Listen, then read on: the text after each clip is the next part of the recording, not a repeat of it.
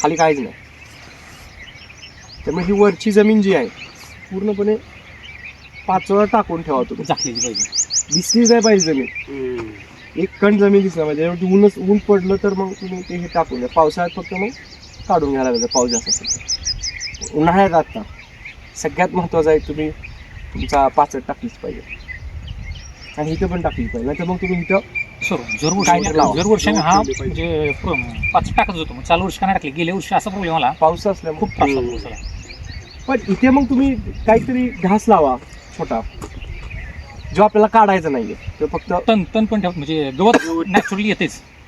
ते वाढलं पाहिजे, हराळी वाढली पाहिजे. हराळीच्या ब्या भेटतात नॅचरली वाढतेच आहेच. तुम्ही एवढं टाका. हे लॉन करा, लॉन. गार्डनचं लॉन कसं असतं तसं असलं पाहिजे. इतकी थंड हवा तिथं तयार होईल इथे की तुम्हाला लोअर टेम्परेचर, जे खालचं जे टेम्परेचर असतं की आपल्याकडे थंडीमध्ये आपण काय 10च्या आत येतच नाही सरासरी.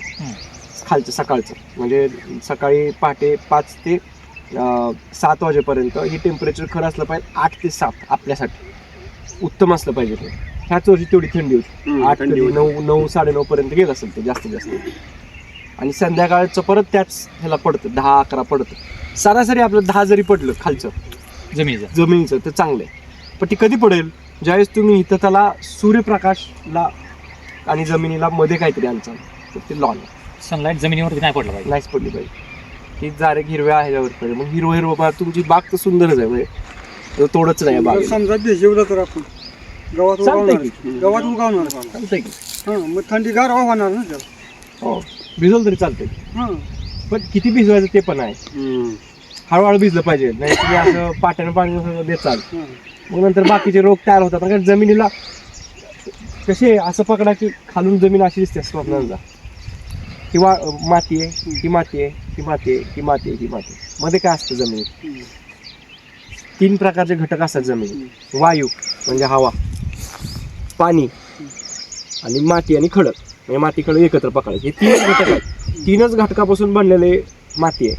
म्हणजे असं जर मी आता माती पकडली हातात तर ह्याच्यात काय काय आहे? आता ह्याच्यात माती आहे, खडक आहे, पाणी आहे आणि हवा आहे. ह्याच्यात हवा आहे, हवा आहे ना. ह्यातून बाहेर काय ना काय पडतेच की. म्हणजे हे बघा, हे हवा आहे ह्याच्यात. मग हे जर असेल ना तर त्या जेवढी मातीची कॅपॅसिटी, पाणी धरण्याची क्षमता कमी, तेवढं डाळिंबाला चांगलं. पण वातावरणाला चांगलं नाही. मातीमध्ये पाणी धरण्याची क्षमता असली पाहिजे. एखादा आपण 3 ग्लासमध्ये माती, काळी माती घ्या, तुमची असली माती घ्या आणि खडकाळ माती घ्या. अजून 3 ग्लासमध्ये ठेवा. खालनं होल पाडा ग्लासला, म्हणजे प्लॅस्टिकच्या ग्लासला, आणि वरून पाणी टाका. काळ्या मातीत बघा पाणी लवकर जाणारच नाही. ही माती आहे, ही थोडं हलकं पाणी सोडत राहणार. आणि ती खडकाळ माती ती मी सांगितली ही पाणी आहे ना, धपकन सोडणार. मग काय राहणारच नाही ना ह्यासाठी. पाणी असेल तर सगळं आहे. त्यामुळे जर तुम्ही लॉन तयार केला किंवा गार्डन टाईप तयार केलं मध्ये, पाणी धरण्याची क्षमता वाढवू शकते तुमची. असं काय नाही की पावसाळ्यात पाऊस आला तर तसं काय होत नाही. गवत पाहिजे थोडं तरी पाहिजे. आता तुमचं असं आहे तर ह्याशी डबल पाहिजे, अजून मध्ये पण पाहिजे. आता ह्याच्या मुळं कुठपर्यंत आले असतील? नक्कीच आहेत, आले असतील इथपर्यंत, एकमेकाला कनेक्ट झाले. मला सांगा, जर ती इतकं ऊन असेल आणि जर ह्या उन्हानं फटका जर त्या मुळ्यांना पडत असेल तरी त्या मुळ्या ग्रोथ नाही होणार ना.